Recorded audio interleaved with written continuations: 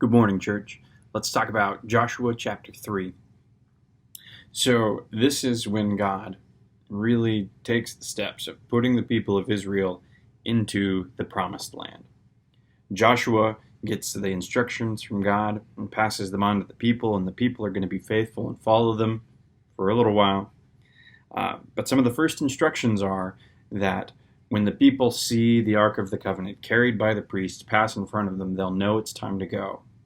But as they follow, they shouldn't get too close, and they certainly shouldn't run ahead of the ark. They need to stay behind it.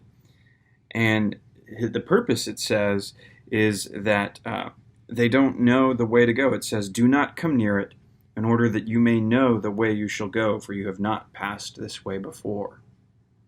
And I think that's really interesting, because we're in this time of confusion, in this time of worry, in this time of we don't know what's coming next. There's an election, there's a pandemic still going on, and who knows what 2021, 22, 23, 24 are going to look like.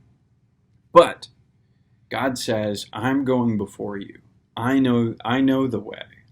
My steps are always sure, so stay behind me. And then what do the people of Israel see as they stay behind him? As we get into the last couple of verses in the chapter, they see God's power at work. Just as God says, the priests step into the Jordan River and the water comes to a stop. There's dry ground, just like when they crossed through the Red Sea, and the people of Israel are able to pass over into the promised land for the very first time. If we'll follow God, if we'll stay behind him and trust his guidance, instead of running ahead and trying to make our own way, we'll be able to see God's power at work. We'll see his miracles. We'll see him make for us the kind of kingdom that he intends for us. But we have to depend on him. We cannot depend on ourselves.